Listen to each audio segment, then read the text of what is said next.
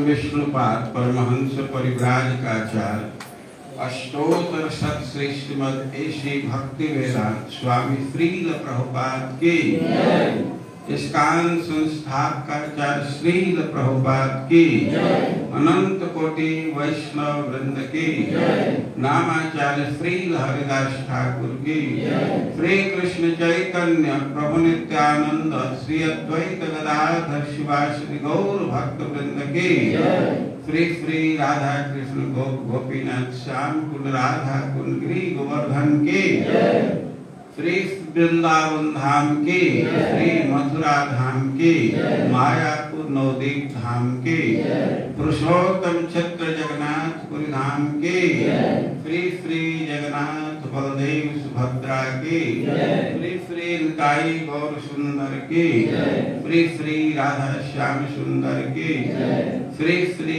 गुरु M Gaurang की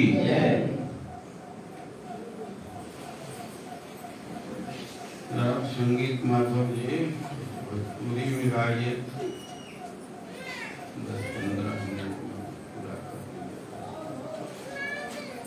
खड़ा होकर के बोलेंगे खड़ा हो जाएंगे बोले माइक थोड़ा इसी को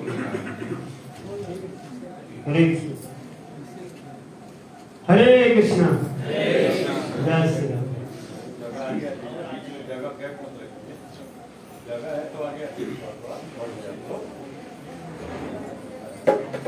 श्री राधे मेरी स्वामिनी मैं राधे जुको दास जन्म जन्म मोहि दीजियो श्री वृंदावन को वास।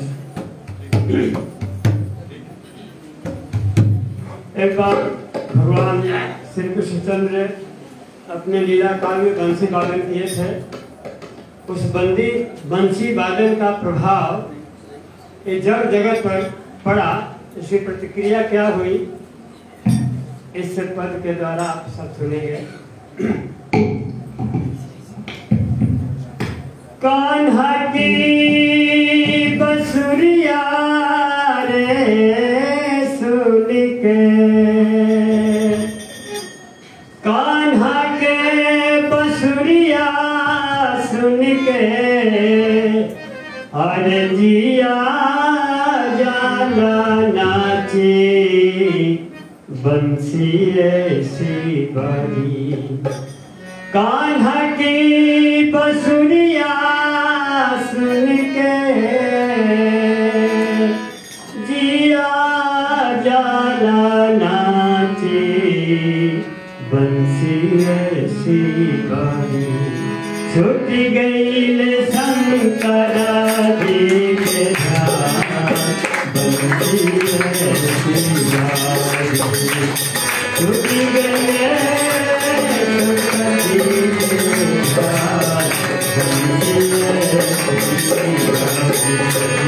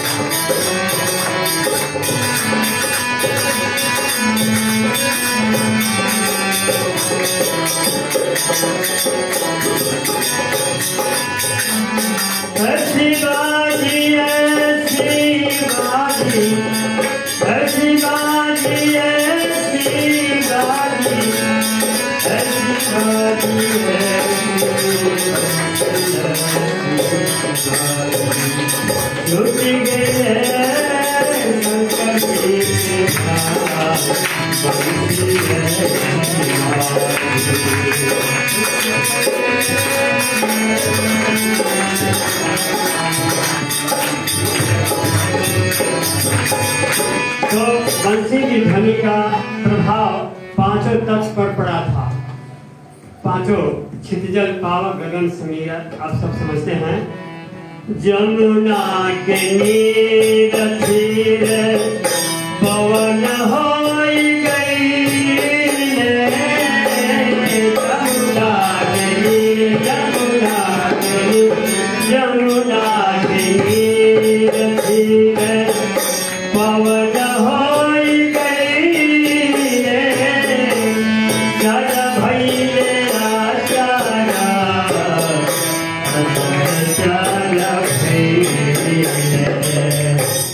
चल भइले आचारा,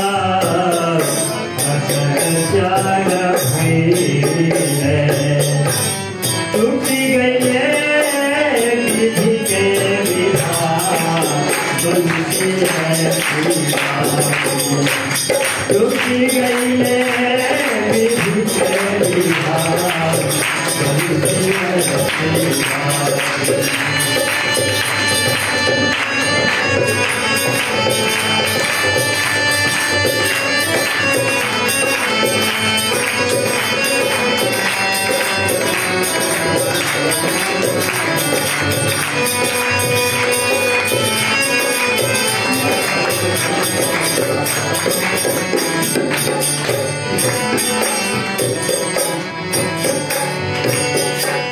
बंसी के ढोल त्रिभुवन में समाई, बंसी के ढोल त्रिभुवन में समाई, सुरदारा मोनी गाना उठ हरसाई,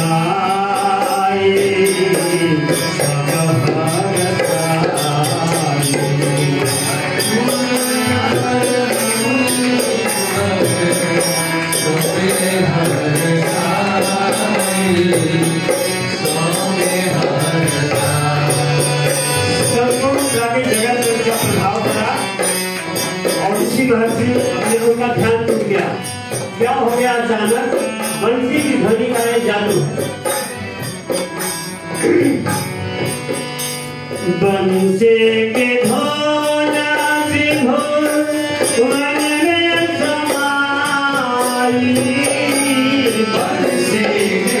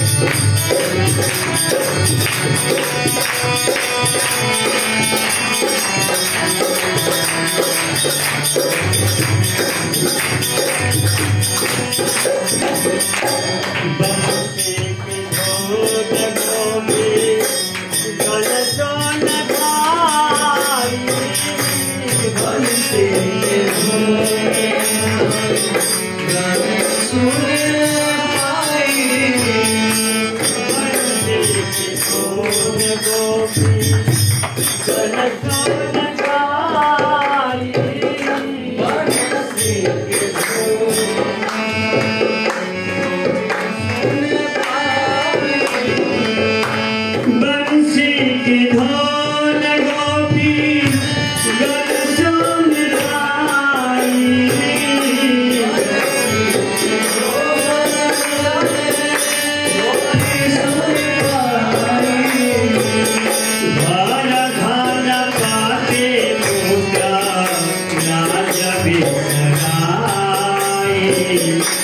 लाज बिसराई भाला पुत्र पाती लोका लाज बिसराई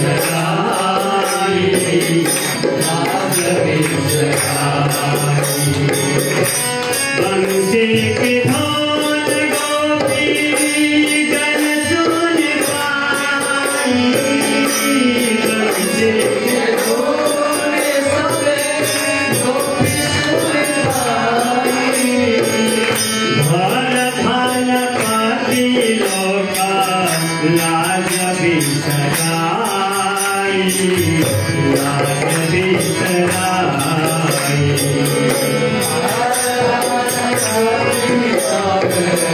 लाज बिसराई लाज बिसराई हाँ चल जहाँ करुणा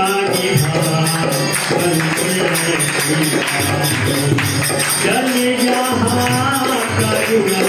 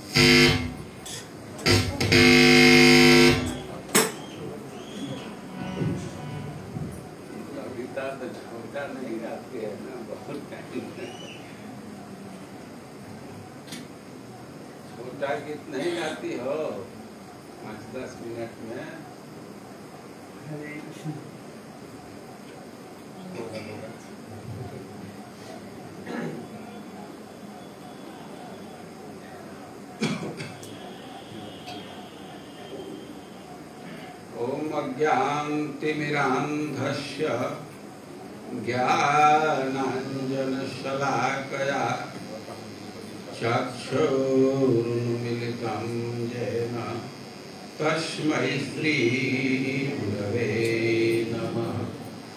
हे कृष्ण करुणा सिन्धु दीनबन्धो जगत्पते गोपेश गोपिका कांत राधा कांत नमस्तुते।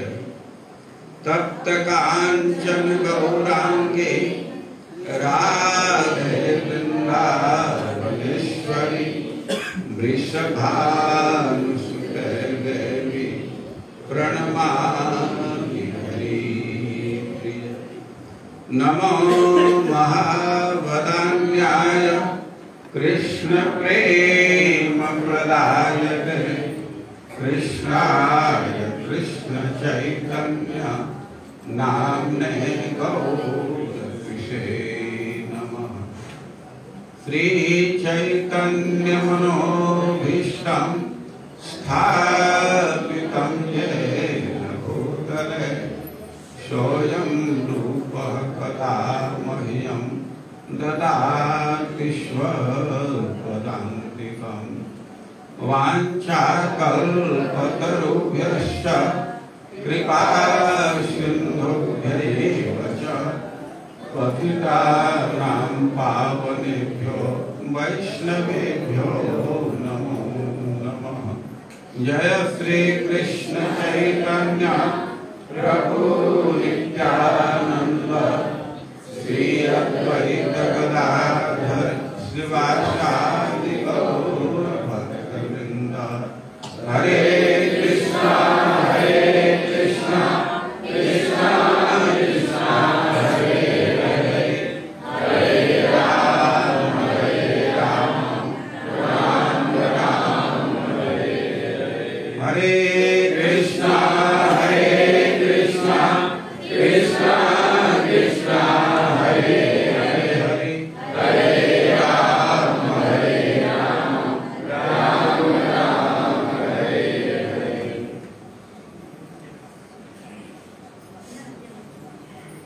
आवृत्ति तो ग्रंथ के अभाव में आप लोग नहीं कर पाएंगे।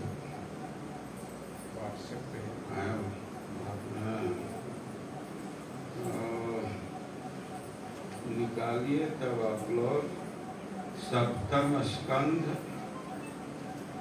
अध्याय 8 श्लोक 18।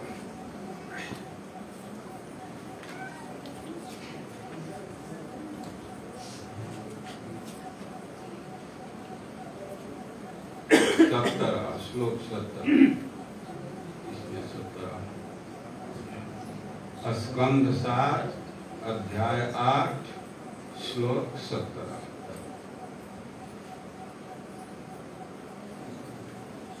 ओम नमो भगवते वासुदेवाय। ओम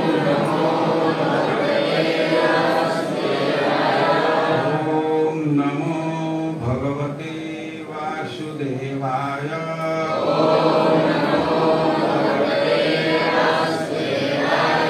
ओम नमो भगवते वासुदेवाय।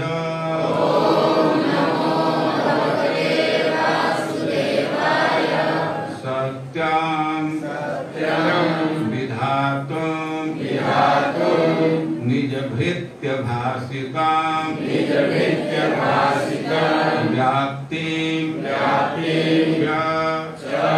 भूतेषु अखिलेषु च आत्मनः अदृश्यत अत्यद्भुत रूपं उद्वहन् स्तम्भे सभायां न मृगं न मानुषं सत्यं विधातुं निजभृत्य भासितं। सत्यं विधातुं निजभृत्य भासितं। व्याप्तिं च भूतेष्वखिलेषु चात्मनः अदृश्यतात्यद्भुतरूपमुद्वहन् अदृश्यतात्यद्भुतरूपमुद्वहन्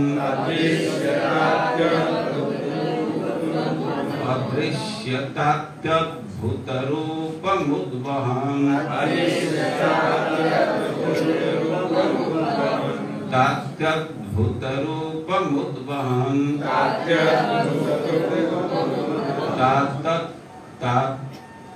तात्यद्भुतरूपमुद्वहन् अदृश्यतात्यद्भुतरूपमुद्वहन् स्तम्भे सभायां न मृगं न मानुषं सत्यं विधातुं निजभृत्यभाषितं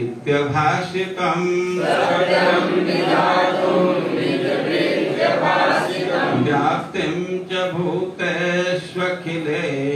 चात्मनः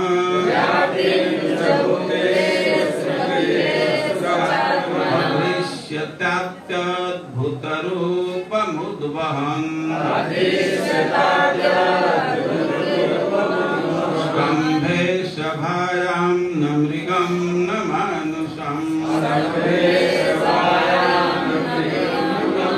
सत्यं विधातुं निजभृत्यभाषितं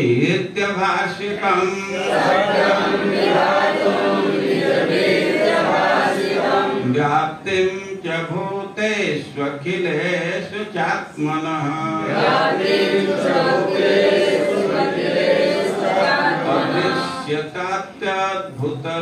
अदृश्यतात्यद्भुतरूपमुद्वहन् स्तम्भे सभायां न मृगं न मानुषं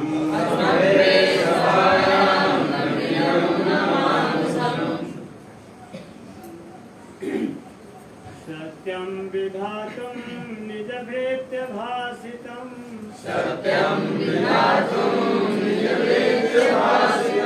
व्याप्तिं च भूतेष्वखिलेषु चात्मनः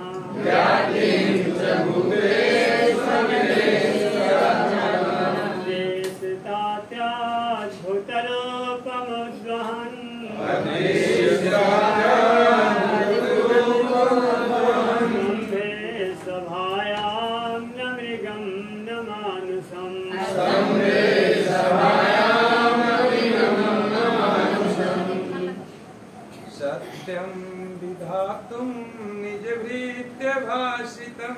सत्यं विधातुं निजभृत्यभाषितं व्याप्तिं च भूतेष्वखिलेषु चात्मनः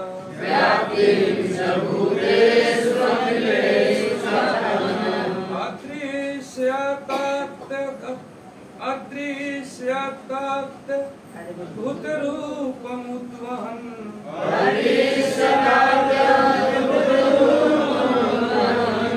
स्तम्भे सभायां न मृगं न मानुषं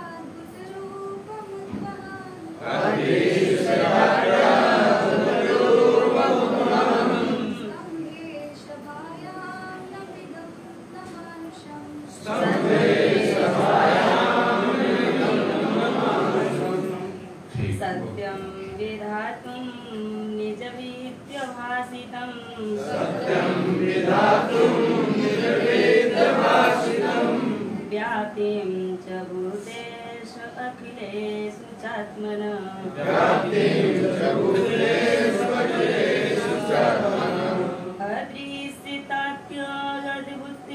अदृश्यतात्यद्भुतरूपमुद्वहन्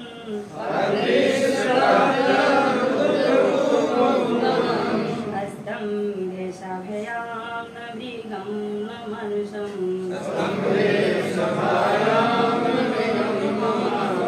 सत्यं सच विधातुम सिद्ध करने के लिए निजभृत्य भाषितम अपने दास के ही शब्दों को प्रहलाद महाराज द्वारा कहे गए शब्द कि भगवान सर्वव्यापी हैं, व्याप्ति उपस्थिति च तथा भूतेषु जीवों तथा तत्वों के मध्य अखिलेषु समस्त च तथा आत्मनः अपना अदृश्यता दिखाई पड़ा अति अत्यंत अद्भुत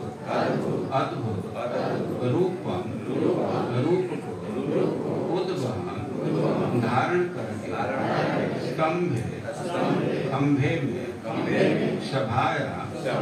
सभा के भीतर न ही मृगम पशु न तो मनुष्य। अनुवाद और तात्पर्य श्रील प्रभुपाद के अनुवाद।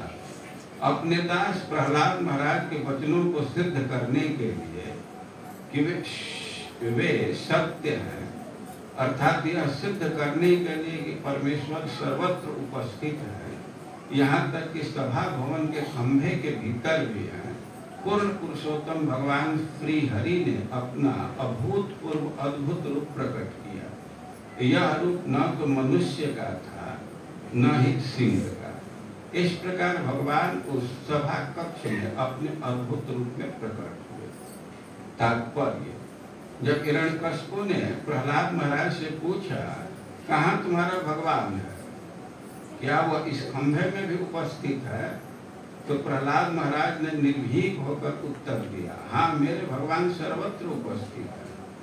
अतएव हिरण्यकशिपु को यह विश्वास दिलाने के लिए कि प्रहलाद महाराज का कथन अकाट्य रूप से सत्य था, भगवान उस खंभे से प्रकट हो गए।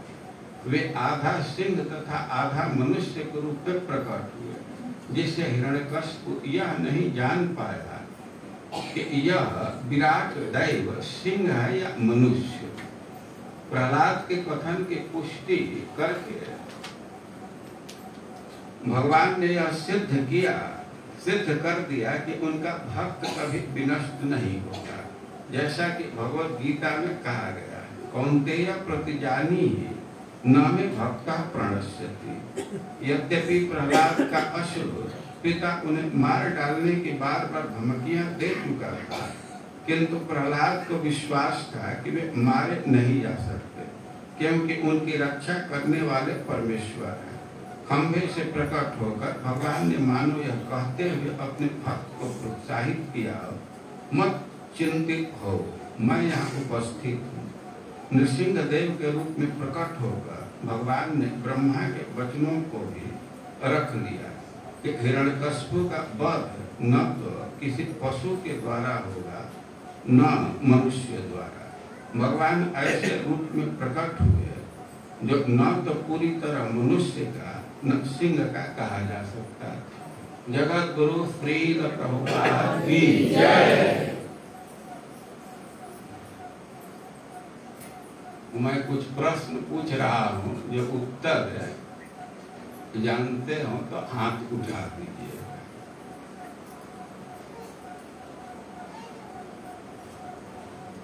भगवान कृष्ण का जन्म किस मास में हुआ था? कौन कौन इस बात को जानते? भगवान कृष्ण का जन्म किस महीने में होता है? 2-3 लोग केवल जानते हैं।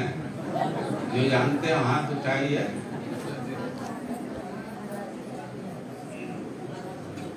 इस समय कौन महीना चल रहा है? वैशाख। इस महीने में किस भगवान का अवतार होगा?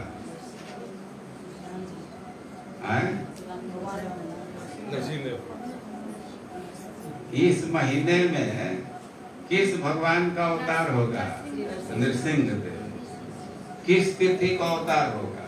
15 तारीख को। तारीख नहीं, तिथि बताइए।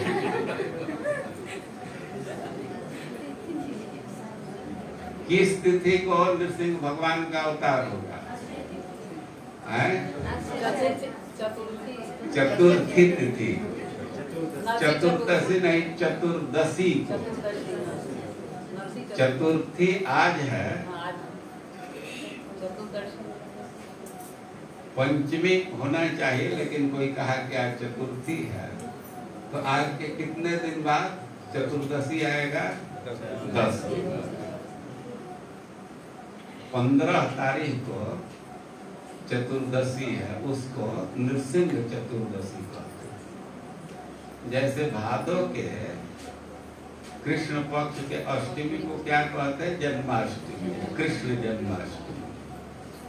फाल्गुन के पूर्णिमा को गौर पूर्णिमा, चैत्र मास के नवमी को रामनवमी, और वैशाख के शुक्ल पक्ष के चतुर्दशी को नृसिंह चतुर्दशी कहते हैं।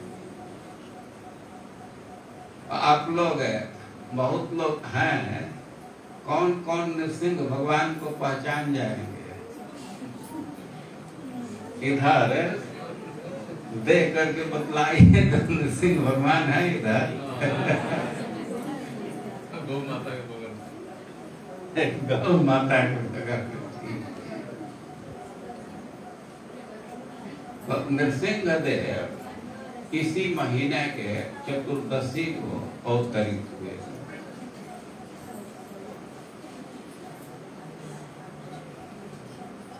नृसिंह देव अपने भक्त प्रहलाद की रक्षा करने के लिए प्रकट हो गए। प्रहलाद के पिता का नाम था हिरण्यकशिपु।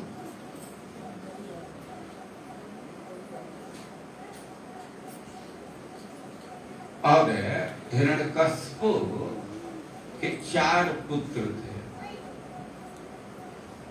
यद्यपि प्रहलाद महाराज वे चारों पुत्रों में सबसे छोटे थे, वे सबसे छोटे पुत्र थे, लेकिन वे गुण के दृष्टि से बड़े ही महान थे। उम्र के दृष्टि से सबसे छोटे थे, लेकिन गुण के दृष्टि से बहुत श्रेष्ठ थे। और उनके विषय में कहा गया है कि तस्य दैत्यपतेः पुत्रा चत्वारः परमाद्भुता। हिरण्यकशिपु असुर था, लेकिन उसके चारों पुत्र बड़े ही प्रतिभाशाली थे। उनके लिए विशेषण दे रहे परमाद्भुता, वे अत्यंत अद्भुत थे।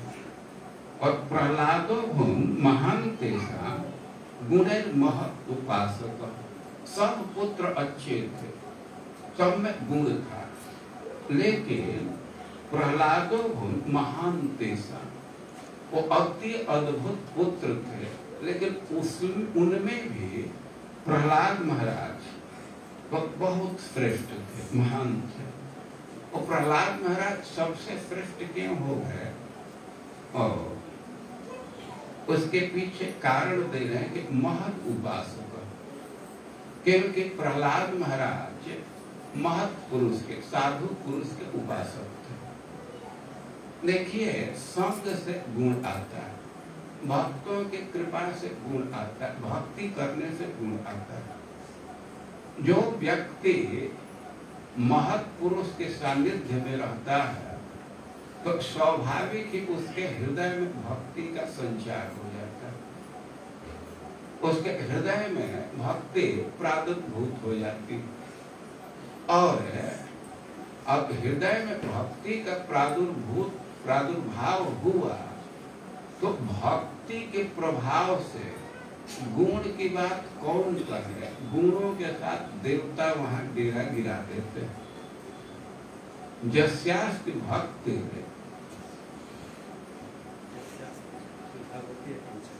जस्यास्ति भक्ति भगवत अकिंचना सर्वै गुणस्तत्र समासते सुरा। गुण ही सह सुरा समासते। भक्ति का यह प्रभाव होता है कि गुणों के साथ देवता वहां निवास करते हैं। और प्रहलाद महाराज महद उपासक, नारद जी की उपासना किए थे, उनका संग किए थे, और उसका प्रभाव हुआ कि गुण ही महान, वे गुणों में श्रेष्ठ थे। अरे क्या गुण थे उनमें, और कई गुण थे। कह रहे कि ब्रह्मण्य, अवे ब्राह्मणों के हितैषी थे, और शील संपन्न, अवे सुंदर स्वभाव से युक्त थे, सत्य संध, अवे सत्य प्रतिज्ञ थे, जो वचन बोलते थे और उसका निर्वाह करते थे। यह गुण है, और इससे किसी की महानता का जांच किया जा सकता है। ऐसा लिखा गया है कि महद्भिस्तु लीलया प्रोक्तम शीला टंकित मक्षर। जो महान पुरुष है और लीलया प्रोक्तम, हंसी हंसी में, खेल खेल में कुछ कह दिए तो वह पत्थर पर टाकने के समान हो जाता है। जैसे पत्थर पर कुछ टंकित कर दीजिए तो जल्दी मिटता नहीं, हजारों हजारों वर्ष यथावत पड़ा रहता है। शिलालेख आप लोग देखते हैं तो महद्भिस्तु लीलया प्रोक्तम, यदि महान पुरुष हंसी हंसी में कुछ कह दिया तो अस्थाई हो जाता है। शीला लिखित मक्षर, मानो वैसे उसकी बात अस्थाई होती है, वैसे उस पर टिकता है जैसे पत्थर पर कुछ लिख दिया गया। पत्थर पर कुछ लिख दिया गया तो जल्दी मिटता नहीं है। लेकिन जो लोग असत प्रकृति के, दुष्ट प्रकृति के, और उनके वचन का कोई अस्थायित्व तो नहीं रहता है। उनके विषय में कहा गया है कि असदभुज तो सपतई प्रोक्तम। कोई दुष्ट व्यक्ति है, नीच प्रकृति का व्यक्ति है, तो शपथ पूर्वक कुछ कहे, अफिड्यूट दे करके भी कुछ कहता है, सलिल लिखित मक्षर, उसका उतना ही वैल्यू है, उसमें उतना ही अस्थायित्व है जैसे कोई पानी पर लिखा। पानी पर कुछ लिखिए तो ऐसे लिखते जाएंगे, मिटता जाएगा। और उसी तरह जो निम्न प्रकृति के लोग हैं तो वे एकदम शपथ पूर्वक कुछ कहते लेकिन उस पर टिकते नहीं। प्रहलाद महाराज के विषय में कह रहे हैं कि सत्य संध, अवे जो वचन बोलते थे उस पर टिकते थे। जितेंद्रिय, अपने इंद्रियों पर नियंत्रण रखे थे। आत्मवत सर्वभूताना एकाग्रहितम, और दूसरे प्राणियों के परम हितैषी थे।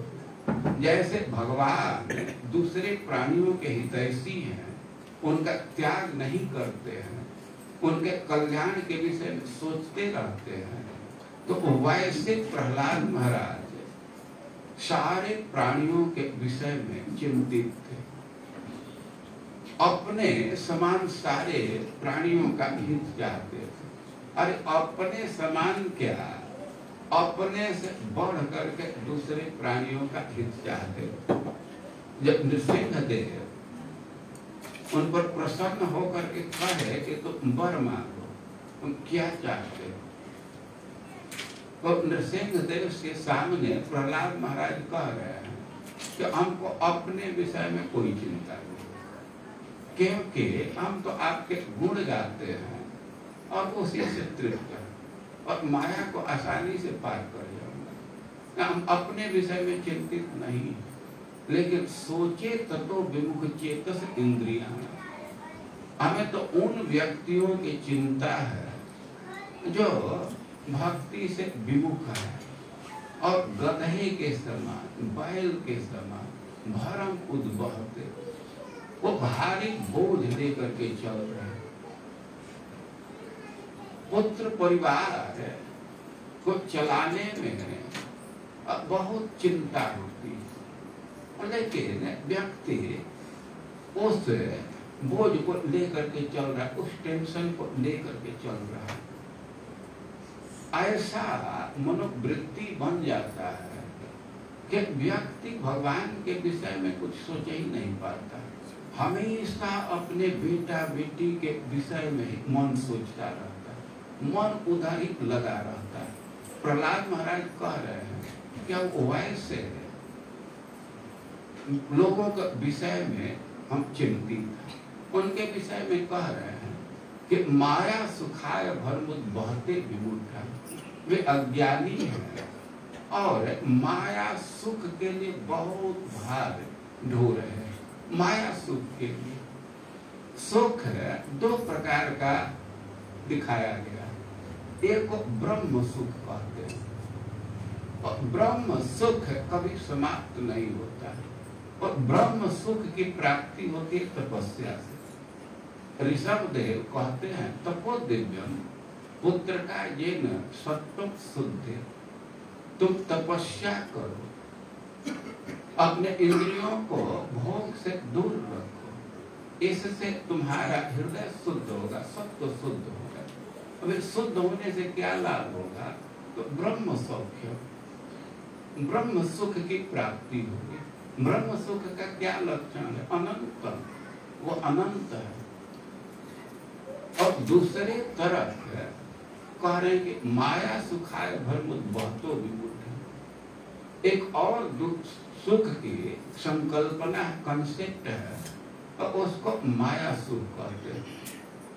माया सुख का अर्थ है कि वास्तव में सुख है नहीं, सुख जैसा प्रतीत हो रहा है, केवल सुख जैसा प्रतीत हो रहा है। देखिए कभी कभी आप लोग देखे होंगे कि कोई नोट होता है और देखने में लगेगा कि एकदम रिजर्व बैंक की इशू किया, लिखा भी रहता है रिजर्व बैंक ऑफ इंडिया, लेकिन वो नोट नकली होता है और उसको माया नोट कहते।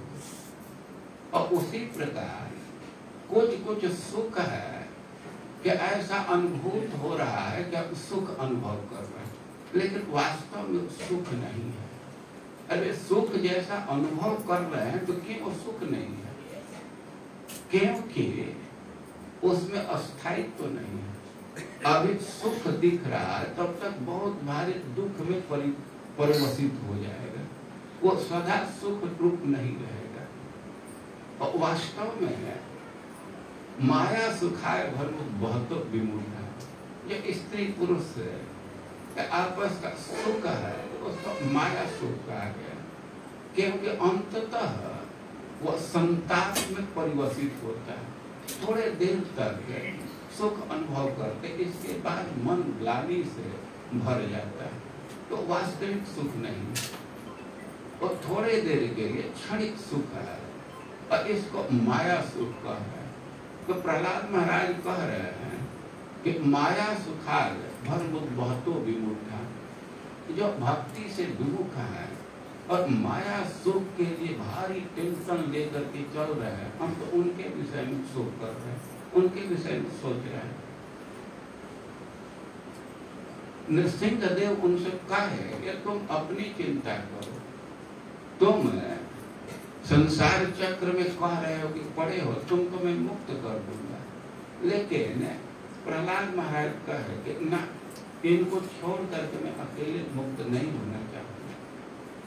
और प्रहलाद महाराज की इच्छा को देख करके नृसिंह देव सबको मुक्त कर दिए, सबको माया से पार कर दिए।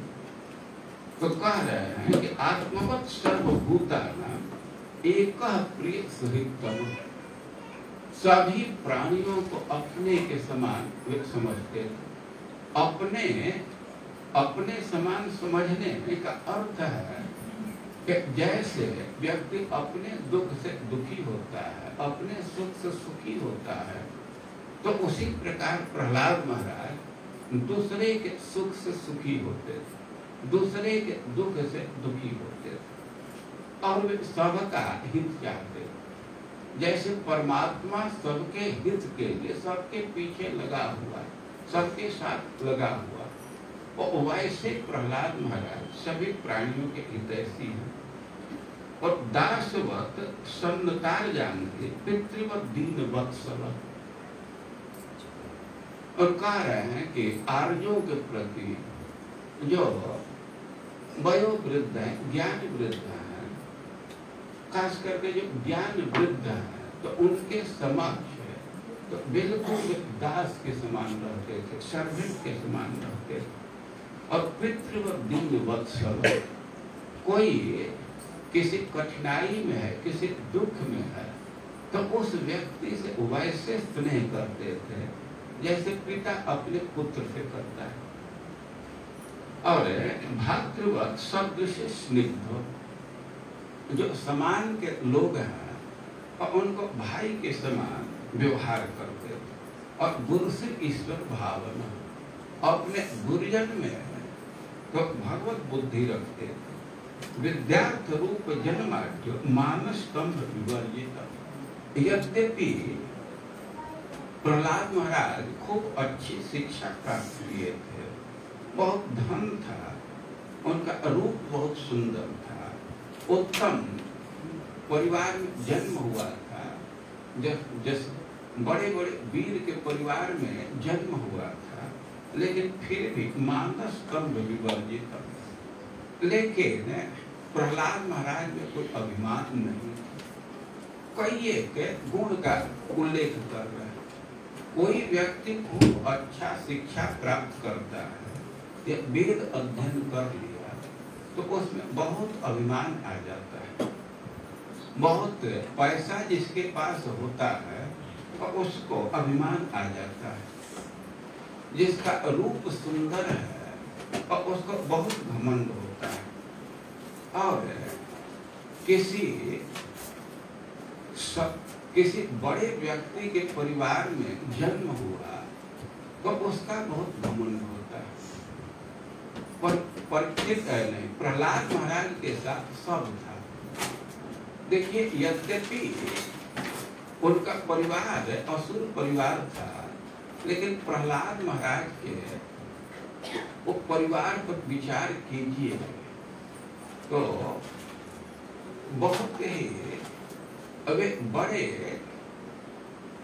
परिवार के हैं, इस अर्थ में कि वे कश्यप जी के परिवार में, उनके पूर्वज कश्यप जी हैं। और हिरण्यकश्यप और हिरण्याक्ष को भी देखा गया तो उनका स्वभाव तो बहुत अच्छा नहीं था, लेकिन कुछ दृष्टि से बड़े ही नामी थे। जैसे हिरण्याक्ष है, और हिरण्याक्ष बहुत भारी पहलवान था। हिरण्याक्ष के विषय में कहा गया है वे दिग्विजय के लिए अकेले निकल गया और उसके सामने कोई प्रतिद्वंदी नहीं आया। और दिग्विजय के लिए निकला तो ऐसा नहीं कि बहुत आयुध लेकर के, बहुत युद्ध सामग्री, एक आयुध, हाथ में केवल एक गदा लिया था और पूरे ब्रह्मांड में घूम गया। कोई भी उसके चैलेंज को स्वीकार नहीं किया। वामन देव तो कह रहे कि संयोग से जब जा रहा था उसी समय भगवान विष्णु पृथ्वी का उद्धार करके आ रहे, तो भगवान से भिड़ंत हो गया और भगवान उसका वध कर दिया। लेकिन नात्मानम जैनम में तद्वीर्यम भूल्य अनुस्मरण। वामन देव कह रहे हैं कि जब जब भगवान को हिरण्याक्ष के बल का याद आता है, उसको रिमेम्बर करते हैं, तो अपने को विजयी नहीं मानते।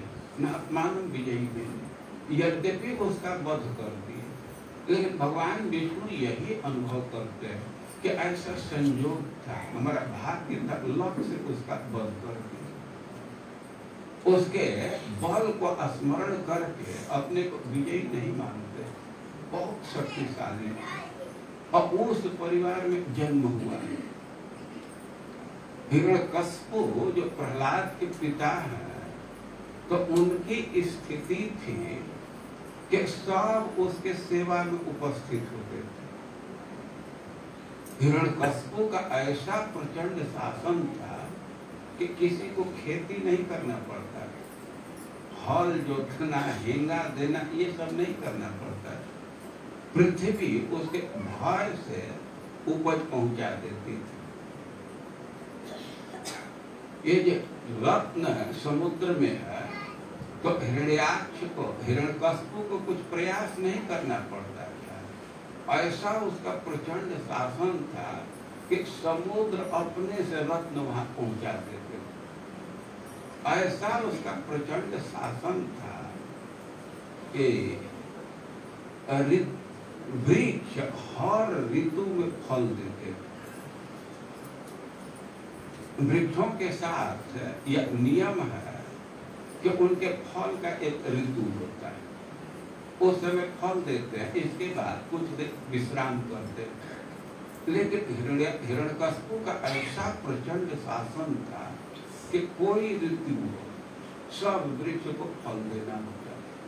तो बहुत वो प्रतापी राजा था, बहुत चंड शासक था, लेकिन प्रहलाद महाराज को कभी अभिमान नहीं। इस संसार में हम लोग देखते हैं कि किसी के परिवार में कोई उपलब्धि प्राप्त कर लिया, कोई मैच जीत लिया या कोई इलेक्शन जीत लिया, अब उसके चलते व्यक्ति घमंड में हो जाता है। धन का घमंड होता है, पद का घमंड होता है। लेकिन प्रहलाद महाराज के विषय में कह रहे हैं कि सब से युक्त थे, लेकिन मानस तंग विवर्जित, उनमें जड़ता नहीं थी, अभिमान नहीं थे, इससे मुक्त थे, और कहिए के गुण उनमें थे। एक बात कह रहे हैं कि नोद्विग्न चित्तः व्यसनेषु, भारी से भारी दुख आने पर भी उनका चित्त विचलित नहीं होता, तो उद्विग्न नहीं होते। ये बहुत भारी गुण है। हम लोग तो छोटे छोटे विषम परिस्थिति में उद्विग्न हो जाते हैं, हमारा मन भयभीत हो जाता है, लेकिन यह भक्ति के अनुरूप नहीं है। जब चित्त स्थिर नहीं रहेगा तो हम भगवान का स्मरण क्या करेंगे। और प्रहलाद महाराज के विषय में कह रहे हैं कि व्यसनेषु न उद्विग्न चित्तः, कोई भी संकट आता था, कोई कठिनाई आती थी, तो प्रहलाद महाराज उद्विग्न नहीं होते। वास्तव में उद्विग्न होने से कोई लाभ नहीं होता है। महाराज युधिष्ठिर भीष्म देव से प्रश्न किया कि जो व्यक्ति व्यसन से घिर गया, संकट से घिर गया, अरे किस प्रकार का व्यसन, अरे मानो उसके राज्य का ही नाश हो गया, उसके धन का नाश हो गया, या उसके स्वजन का नाश हो गया, और इस स्थिति में वह दुख से घिर गया है, तो उसके लिए औषधि क्या है। तो भीष्म पितामह उत्तर दिए हैं कि धृति महोत्सव, धैर्य धारण करना, यही सबसे बड़ा औषधि है, यही दवा। घबराने से कुछ नहीं होता। स्थिर व्यक्ति है, धैर्य का धारण कर रहा है, तो धीरे धीरे काल भगवान उसके स्थिति को बदल देते हैं। और कहीं बहुत हाय हुताश करने लगा, बहुत चिंता में पड़ गया, तब तो डिप्रेशन में चला जाता है। अब उसके दवा के लिए अलग से प्रयास करना होता है, उसके लिए पैसा लगने लगता है। ऐसा कई लोगों के साथ देखा गया। अभी बहुत बुरा समय चल रहा था, कोरोना में कई लोगों का निधन हो गया और कुछ लोगों का तो कोरोना से निधन हुआ और कुछ लोग चिंता के चलते भारी भारी बीमारी में पड़ गए। अभी एक भक्त आया था वृंदावन, हमसे मिला, वो बतला रहा था कि हमारे माता पिता दोनों का निधन हो गया और भाई बहन दोनों बचे थे, बहन का अभी विवाह नहीं हुआ था और वह लड़का चिंता में पड़ गया और ऐसी चिंता में पड़ा कि उसका स्वास्थ्य बिगड़ गया। वो कोई दवा लिया, थोड़ा निश्चिंत होने के लिए वृंदावन आया और वृंदावन भक्तों के संग से उसका स्वास्थ्य ठीक हो गया। तो कोई विपरीत परिस्थिति आ गई, विषम स्थिति आ गई, खराब समय आ गया, तो प्रथम कर्तव्य होता है धैर्य धारण करना। धैर्य धारण कर रहा, स्थिर है, तो धीरे धीरे वह विपरीत समय, प्रतिकूल समय निकल जाता है। और कदाचित अपने स्थिरता को खो दिया, उद्विग्न हो गया, तब तो अब दूसरे कठिनाई में पड़ जाए। और भीष्म पितामह स्पष्ट निर्देश दिए हैं कि विशोकता, यदि शोक से रहित है तो उसी से उसको सुख की प्राप्ति होगी, उसी से उसका स्वास्थ्य ठीक रहेगा। तो प्रहलाद महाराज के विषय में कह रहे हैं कि व्यसनेषु न उद्विग्न चित्त। किसी प्रकार की कठिनाई है, संकट है, तो उसमें भी उद्विग्न नहीं होते, स्थिर रहते। और यह एक भक्ति के लिए साधना है। विनष्टेवा अलब्धेवा भोजन छाजन साधन। कभी कभी देखा जाता है कि जीने खाने का कोई साधन ही नहीं मिल रहा। बहुत सारे लड़के हैं, उनको कोई रोजगार नहीं है और बहुत सारे ऐसे व्यक्ति हैं कि रोजगार प्राप्त किए और 1 महीना के नोटिस में उनके नौकरी से हटा दिया जाता है, नौकरी ले लिया जाता है। बहुत सारे ऐसे घटना होती, या कोई आर्थिक स्थिति बदले तो कई लोगों को नौकरी से हटा दिया जाता है। आप लोग इसको सुनते होंगे, हम लोग तो बहुत भक्तों को सुने कि खूब अच्छा नौकरी कर रहे, काफी पैसा मिल रहा है, तब तक प्राइवेट कंपनी से निकालना, बेरोजगार हो गया। लेकिन भक्तों का कर्तव्य है कि अलब्धे व विनष्टे व, चाहे भोजन साधन का सामग्री प्राप्त न हो या प्राप्त होकर के भी नष्ट हो जाए, और विप्लव मति भूतवा हरिदेव धिया स्मरे, अपने मन को स्थिर करके विकलता से दूर होकर के भगवान का ही स्मरण करना चाहिए। वो प्रहलाद महाराज के विषय में कह रहे हैं कि निर्विघ्न चित्त व्यसनेषु, किसी भी संकट के स्थिति में उद्विग्न नहीं होते थे। और निःस्पृह श्रुतेषु दृष्टेषु गुणेषु अवस्तु भी, और कोई भी सुख, चाहे वह दृष्ट सुख हो या श्रुत सुख हो, सुख का 2 भाग किया गया, भोग का 2 भाग किया गया। एक को श्रुत सुख कहते हैं, उसका डायरेक्ट अनुभव नहीं है, लेकिन सुनते हैं कि स्वर्ग में ऐसा ऐसा सुख है। स्वर्ग का बहुत वर्णन किया गया। ये जो व्यक्ति स्वर्ग में रहता है और कितना हुआ भोग भोगे, उसके शरीर में थकान नहीं होता और बहुत समय बीतने पर भी उसके शरीर में झुर्री नहीं पड़ती। लेकिन प्रहलाद महाराज के विषय में कह रहे हैं कि ऐसे जो स्वर्ग का सुख है और उसके प्रति कभी उनकी स्प्रिया नहीं हो। और दृष्टेषु गुणेषु अवस्तुदृक्, और इस संसार का जो सुख है तो अवस्तुदृक्, वे जानते थे कि वास्तविक नहीं है, अस्थाई नहीं है, क्षणिक है। इस संसार में हम लोग देखते हैं कि व्यक्ति बड़ा बड़ा पद पा जाता है, राजा का पद पा गया, मंत्री का पद पा गया, और उसको ऐसा लगता है कि बहुत भारी उपलब्धि कर लिए, बहुत भारी सुख को प्राप्त कर लिए, लेकिन वो स्थायी नहीं होता। खूब ऐश्वर्य है, बड़ा पद है, लेकिन ज्यों ही पद समाप्त होता है तो उसी अनुपात में व्यक्ति संताप में डूब जाता है। एक साधारण आदमी का कोई पद चला जाए तो उतना कष्ट का अनुभव नहीं करता है जिस व्यक्ति का मुख्यमंत्री का पद चला गया। अब मुख्यमंत्री है कुछ दिन और पद चला जाता है तो बहुत दुख में होता है। हमको तो बहुत नजदीक से अनुभव किए।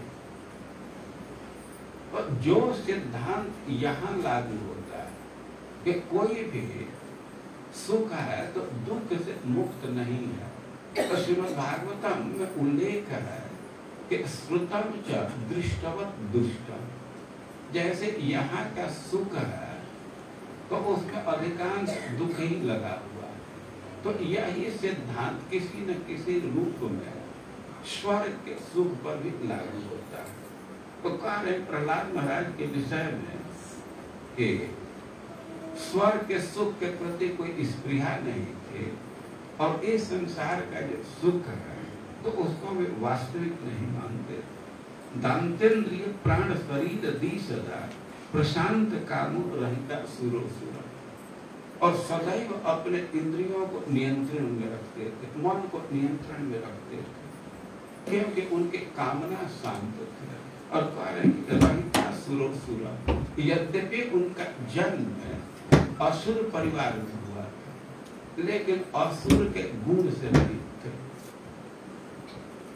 और ऐसी बात नहीं है कि थोड़े दिन के लिए गुण को धारण किया, उनका गुण कभी समाप्त नहीं होता। और इस प्रकार प्रहलाद महाराज बड़े ही महान व्यक्ति थे, लेकिन वे भगवान विष्णु के भक्त थे। इस बात से हिरण्यकश्यप को बहुत चिढ़ था कि हमारे शत्रु का ये समर्थक है, उसका आश्रय स्वीकार किया। हिरण्यकश्यप तो ऐसा अनुभव कर रहा था कि विष्णु हमारे भाई की हत्या किया, बड़ा रूप से हमारे भाई का वध कर दिया, और यह हमारा लड़का इतना नालायक है कि हमारे भाई के हत्यारा का आश्रय ले रहा है। वो बहुत क्षुब्ध रहता था, बहुत दुखी रहता था, और इस बात से वो इतना कुपित था कि प्रहलाद महाराज को मारने के लिए नाना प्रकार का यत्न किया। अपने साथियों को आदेश दे दिया कि किसी तरह इसका वध कर दो। और वे लोग बहुत बहुत उपाय किए। कभी कभी प्रहलाद महाराज को बहुत लंबे समय तक किसी रूम में बंद कर दिए, और भोजन की कोई व्यवस्था नहीं, और भोजन नहीं, भोजन की कोई व्यवस्था नहीं। वे लोग महीना 2 महीना किसी कमरे में बंद कर देते, और उनको विश्वास था कि अब तो मर गया होगा, लेकिन कमरा खोल देते थे, वो बिल्कुल जीवित प्रसन्न। अब तो बड़े हैरानी में कि भोजन के अभाव में नहीं मर रहा है, जो भोजन में विष मिला करके दिए, लेकिन उससे भी प्रहलाद महाराज की मृत्यु नहीं। और वो लोग पहाड़ पर ले जा करके ऊंचे पहाड़ से शिखर से पटकते थे, लेकिन फिर भी प्रहलाद महाराज की मृत्यु नहीं। अब वो चिढ़ करके कि पहाड़ से गिराने से नहीं मर रहा है, तो इसी पर पहाड़ को फेंकते हैं, मशीन से, बड़े बड़े साधन से बड़ा बड़ा चट्टान उखाड़ करके उस पर फेंकते हैं, लेकिन फिर भी प्रहलाद की मृत्यु नहीं। उनको नीचे से बर्फ रह करके उस पर डाल करके ऊपर से बर्फ का सीढ़ी डालते, लेकिन फिर भी प्रहलाद महाराज की मृत्यु नहीं। अब नाना प्रकार के उपाय किए और प्रहलाद महाराज की मृत्यु नहीं हुई, तो हिरण्यकशिपु बड़ा चिंतित थे कि कहीं ये सयाने होने पर इस बात का स्मरण करके हमारे से बदला न ले। अभी तो बच्चा है, ये इतना कष्ट दिया गया है कि इसको भूलेगा तो नहीं, कि ये तो बाद में बदला ले सकता है। वो बहुत चिंता में पड़ा। लेकिन उसके जो टीचर थे वो हिरण्यकशिपु से कहे कि क्या चिंता कर रहे हैं, अरे अभी कम उम्र का है, ये भगवान की भक्ति की तरफ इसका झुकाव है, लेकिन हम लोग ऐसे पढ़ाएंगे, ये इसका उम्र बढ़ जाएगा तो भक्ति को छोड़ देगा, विषय की तरफ चला जाएगा। तो आप थोड़ा स्थिर रहिए, थोड़ा जब तक हम लोग के पिताजी नहीं आ जाते, शुक्राचार्य नहीं आ जाते हैं, तब तक आप स्थिर रहिए। हम लोग कोई ना कोई उपाय करेंगे। और तब तक घटना हुई तो अभी तो प्रहलाद भक्ति कर रहे हैं, स्कूल में ऐसा प्रीचिंग किए, ऐसी बात अपने साथियों से कहे कि पूरा स्कूल ही कीर्तन करने लगा, सब भक्त हो गए। और इस स्थिति को देखे तो टीचर लोग बहुत घबरा गए कि अभी तो इसके भक्त होने से हम पर डांट पड़ रही थी, अब इस सब लड़के ही भक्त हो गए तब तो सस्पेंड कर देगा, नौकरी से हटा देगा, ये फांसी दे सकता है।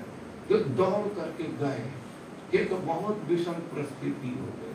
ये प्रहलाद सारे बच्चों को बिगाड़ दिया, सब भगवान की भक्ति करने लगे। अब हिरण्यकशिपु बुलाया, अपने मीटिंग हॉल में बुलाया और बहुत क्रोध में था।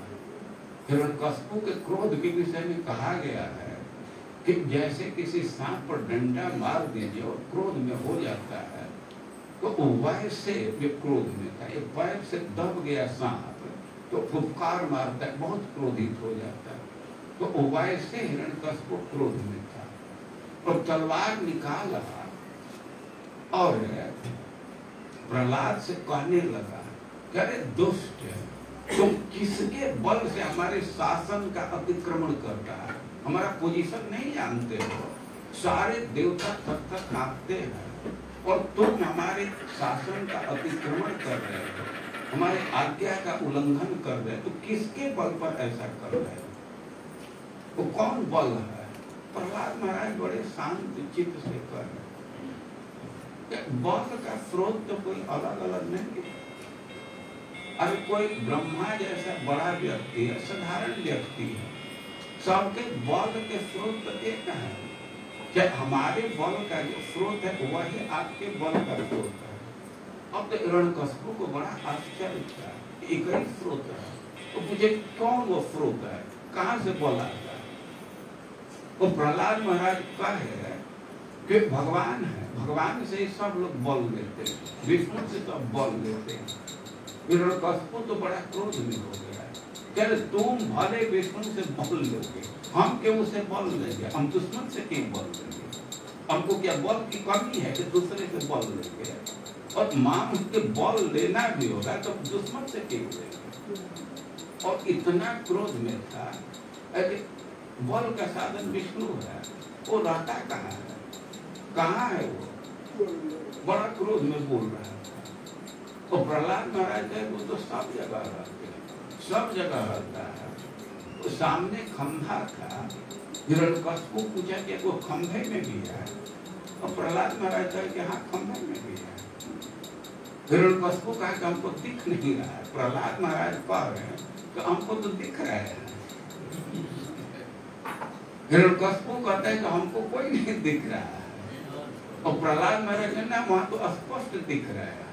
तो बड़ा क्रोध में जब दिख रहा है, हमको दिखे या न दिखे, है वहां तो उसको मारता हूँ, अभी खत्म कर दूं। तो बहुत जोर से वो मुक्का मारा, और मुक्का मारा उस पिलर पर, स्तंभ पर, तब तक बहुत भयंकर आवाज हुई। ऐसी आवाज कि देवता तो ऐसा मान रहे थे कि कोई प्रलय का समय आ गया क्या, जैसे इस ब्रह्मांड का आवरण ही फट गया हो, वैसी आवाज। और हिरण्यकशिपु देख रहा है कि ये तो अद्भुत प्राणी है न, ये पूरा पूरा मनुष्य है न पूरा पूरा पशु है, अद्भुत प्राणी है। और भगवान उस खंभे से प्रकट हुआ। अब एक प्रश्न है कि भगवान खंभे से क्यों प्रकट हुए? तो नारद जी कह रहे हैं कि सत्यम विधातु निर्भृत्य भाषित, अपने सेवक की बात को सत्य करने के लिए एक बात हुई, और अपने उपस्थिति को दिखाने के लिए कि भगवान सब जगह उपस्थित है, तो खंभे से प्रकट। सत्यम विधातु निर्भृत्य भाषित, अपने सेवक के बात को सत्य करने के लिए, और व्याप्तिं च भूतेषु अखिलेषु चात्मना, और एक तथ्य को और बतलाना चाहते हैं। आत्मन वे अपने व्याप्ति को, उपस्थिति को, चाहे कोई प्राणी है या वस्तु है, सब में भगवान स्थित है, इस बात को बतलाना चाहते हैं। और इसलिए वह दिखते अपने सेवक के बात को सत्य करने के लिए। प्रश्न होगा क्या बात? तो अभी तो आप तत्काल में सुने जो प्रहलाद महाराज से प्रश्न किया है, वो ईश्वर कहाँ है? वो कहे कि सब जगह, खंभे में भी है। प्रहलाद महाराज कहे कि हाँ, खंभे में भी है। तो भगवान प्रहलाद महाराज के इस बात को सत्य करने के लिए खंभे से प्रकट हो गए। या और भी उनके भक्तों की बात है। हिरण्यकशिपु ने तपस्या किया और ब्रह्मा जी से वर मांगा कि हमको वर दीजिए कि हम न पशु से मरे न आदमी से मरे। ब्रह्मा जी कह देते कि ठीक है। तो ब्रह्मा जी के बात को सत्य करने के लिए भगवान ऐसे रूप में प्रकट हुए जो न पूरा पूरा मनुष्य है न पूरा पूरा पशु है। या एक घटना और है कि जब हिरण्यकशिपु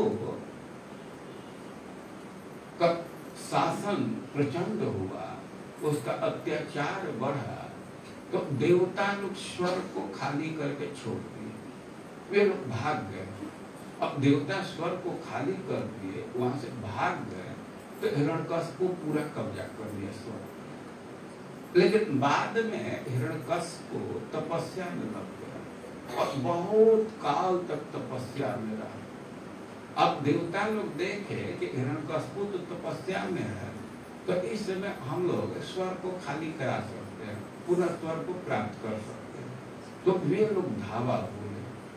अब देवता लोग जब स्वर्ग को प्राप्त करने के लिए सक्रिय हुए, उस पर अपना कब्जा जमा रहे थे, तो उनके प्रभाव को देख करके जो असुर थे भाग गए। वे असुर हैं, अब स्त्रियों की भी चिंता नहीं करे, बच्चों की भी चिंता नहीं करे, खुद अपना जान बचाने के लिए सब भाग गए। अब देवता लोग सोचे कि हम लोग खाली ही करा रहे हैं, तो इंद्र के भवन को भी खाली करा दे। इंद्र के भवन पर तो हिरण्यकशिपु का कब्जा हो गया। हिरण्यकशिपु इस समय नहीं था, लेकिन उसकी पत्नी कयाधु थी उस घर में। तो इंद्र सोचे कि इसको भी यहाँ से दूसरी जगह करके अपने घर को वापस कर दे। तो हिरण्यकशिपु की पत्नी कयाधु को वे पकड़ करके ले जा रहे थे। अब कोई रक्षक नहीं था, सारे असुर अपना जान बचाने के लिए भाग गए थे। कयाधु अपने को अनाथ महसूस करके बहुत रो रहे थे, लेकिन इंद्र उसको पकड़ करके और ले जा रहे थे। तब तक नारद जी आ गए, सीधे इंद्र को कहा, मुंच मुंच, इसको छोड़ो छोड़ो, इसका तुम हाथ कैसे पकड़ लिया? पर परिग्रहण, इसका परिग्रह, इसका पाणिग्रहण तो कोई दूसरा किया है, तुम्हारी पत्नी नहीं है। दूसरे के पत्नी का तुम पकड़ा कैसे? छोड़ो। अब नारद जी कहे तो इंद्र छोड़ तो दिए, लेकिन नारद जी से कहे कि गुरु जी हमको इस स्त्री से कोई मतलब नहीं, लेकिन इसके गर्भ में हमारे शत्रु का तेज है, तो हम अपने शत्रु को नष्ट करना चाहते हैं। इस स्त्री को हम ले जाएंगे और तब तक अपने पास रखेंगे जब तक ये प्रसव नहीं करती। प्रसव करेगी, उस बच्चे को मैं मारूंगा, क्योंकि हमारे शत्रु का पुत्र है, वो भी वैध बचता है हम लोग। और इसके बाद इस स्त्री को छोड़ देंगे। नारद जी का है कि ना, इसके गर्भ को तुम नहीं नष्ट कर, इसके गर्भ में जो व्यक्ति उसका वध तुम नहीं कर सकते, उसको नहीं मारा जा सकता, क्योंकि भगवान अनंत का अनुचर है, बहुत बलवान है। तो नारद जी कह दिए थे कि इसको नहीं मारा जा सकता, तो भगवान ने इस बात को सत्य करने के लिए नारद जी की बात को सत्य करने के लिए, प्रहलाद की रक्षा के लिए वही प्रकट हो गया। पर यहाँ सिद्धांत दिया जा रहा है कि प्रहलाद ने नृसिंहदेव अपने भक्तों की बात को सत्य करने के लिए उसी भवन में, सभा भवन में खंभा से प्रकट हुए। और भगवान की यह विशेषता है कि अपने भक्तों के वचन की रक्षा करते हैं। भक्त कुछ कह दिए तो भगवान उसको सत्य करते हैं, भगवान का स्वभाव। और प्रहलाद कह दिए कि खंभे में भी विष्णु है, हमको दिख रहा है, तो प्रहलाद के बात को सत्य करने के लिए नृसिंह उस खंभे से प्रकट हो। यह भगवान की विशेषता है। अपने भक्तों से इतना स्नेह करते हैं कि उनके बदनामी को नहीं सहते, उनके बात को सत्य करने के लिए वो कोई भी कार्य कर सकते हैं, किसी स्तर पर आ सकते, कहीं भी प्रकट हो सकते। और इसलिए भगवान का भरोसा रखना चाहिए। भगवान सब जगह कहीं भी हमारी रक्षा कर सकते हैं, कहीं हमारे सामने प्रकट हो सकते हैं। तो ये सब संदेश देने के लिए नृसिंह भगवान सभा भवन में खंभे से प्रकट हुए और किस प्रकार हिरण्यकश्यप का वध किए, प्रहलाद की रक्षा की, इन सब घटनाओं का आगे वर्णन है, जिसको आपको स्वतः पढ़ लेना चाहिए या किसी दूसरे से सुन लेना चाहिए। हरे कृष्ण।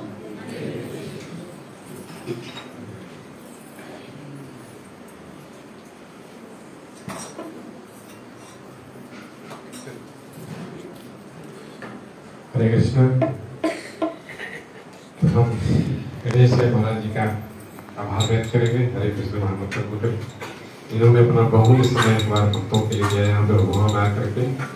हरे कृष्णा कृष्णा कृष्णा हरे हरे, हरे राम राम राम हरे हरे। और हम आप सभी का भी आभार व्यक्त करेंगे। और हमारे लिए प्रसाद बना रहे हैं देवन प्रभु और धर्मोत्तम प्रभु का टीम, उनका भी आभार व्यक्त करेंगे हम हरे कृष्ण महामंत्र बोल करके।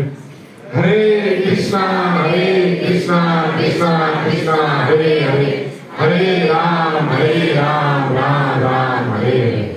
और महाराज जी से ऐसे ही निवेदन करेंगे, महाराज जी ऐसे ही हमारे लिए समय देते रहे और हम लोगों का भक्ति भी का वर्धन करते रहे।